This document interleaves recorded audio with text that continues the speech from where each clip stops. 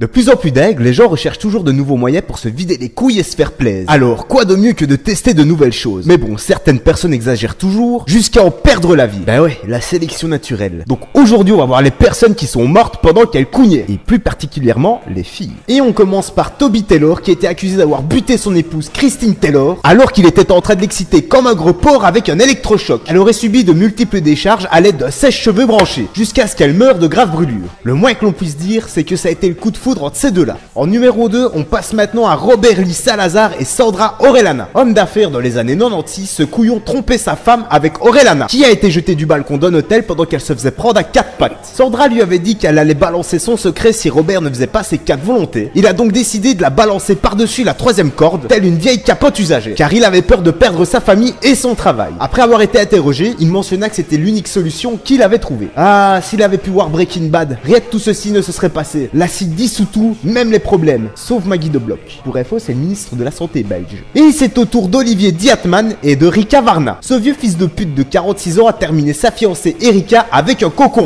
Oh bordel de merde, c'est pas possible ça. Non, ça devient trop chelou là. Quoi qu'il en soit, c'était en août 2014, et comme chaque jour, Olivier cherchait à faire hurler de plaisir le plus possible sa fiancée, jusqu'à ce que cette grosse pute lui demande de lui enfoncer un concombre dans la bouche. Olivier, bon soumis qu'il était, lui enfonça sans pression. Le souci c'est qu'il s'était barré de la chambre pour aller pisser. Non, je déconne, c'est parce que de la fumée se dégageait de la cuisine. Peut-être des pommes de terre qui brûlaient, va savoir, elle voulait peut-être se les rentrer dans le cul, on n'est plus à sa prête en qu'à faire. À son retour, Olivier vit sa femme qui ne respirait plus, le concombre lui avait bloqué les voies respiratoires. Manger 5 fruits et légumes par jour, c'est ça? Sharai Marwe. Au Zimbabwe, putain, ça commence bien. Au Zimbabwe, Sharai Marwe a été dévorée par un lion pendant qu'elle se faisait prendre par son homme, comme chaque jour à leur place habituelle. Mais cette fois, c'était sans compter sur un lion hargneux, mort de faim et jaloux, qui décida d'interrompre la fête. Bah ouais les gars, un plan à 3 ça vous dit pas? Le type réussit à se sauver et appela à l'aide. Mais le lion avait déjà fini son repas qui partit comme un gros connard sans payer. On passe maintenant à Sergei Tuganov. Voulant se vider les couilles comme il se doit, Sergei, 28 ans,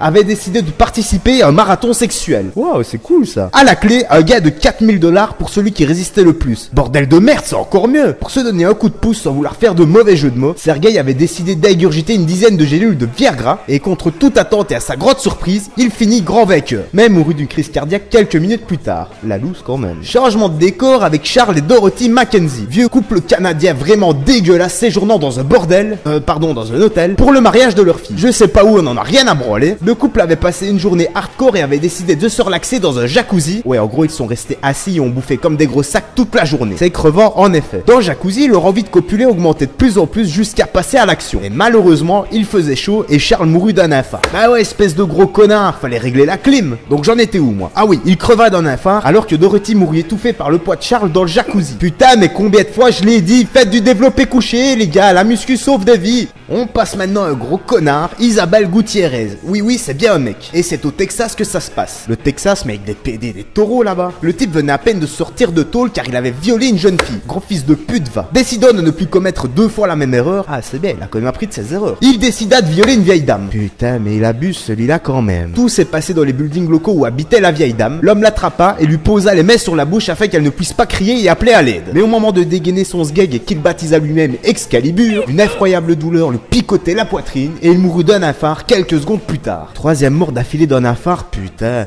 Mais c'est pas possible, bordel de merde, un peu d'originalité à l'affaire. Quoi qu'il en soit, le karma a frappé et bien fait pour ce gros fils de pute des familles. C'est maintenant au tour du couple le plus con de la vidéo. Une ovation s'il vous plaît. Un couple sibérien voulait pimenter leur activité sexuelle en le faisant dans un endroit dangereux. Pour ce faire, rien de mieux que le chemin de fer. Pendant que la femme se faisait défoncer à 200 à l'heure, un train en marche s'approchait tout aussi rapidement. Ah ouais les gars, même le dimanche, les trains roulent, il y a des gens qui bossent, hein. L'homme eut le temps de se sauver, mais pas la femme qui finit décapitée. La tête termina sa course sur les rails qui fit office de décoration pendant plusieurs heures. Et petite anecdote, elle est toujours exposée dans un musée. Non, je déconne. Eh, ça va, putain, tu vas pas me faire la morale, j'ai quand même le droit de faire des blagues, c'est ma vidéo, bordel de merde! Et on termine avec un homme politique. Ah, j'adore les hommes politiques. En 1986, Ervili Sendenbu. Putain, mais c'est quoi ce nom de merde? Il a été retrouvé mort dans le lit d'un hôtel. L'homme fut retrouvé portant une capote usagée, trouée et remplie de vieux foot. En fait, ce qui est marrant, c'est qu'il était en train de s'amuser avec l'ex-copine de son fils, qui était beaucoup plus jeune que notre petit homme pervers. Toute cette excitation adrénaline débordante, ses couilles lui valut un infarct. Mais t'en fais pas, les secours ont réussi à le sauver. Non, je déconne, il est quand même mort, mais au moins il est mort heureux.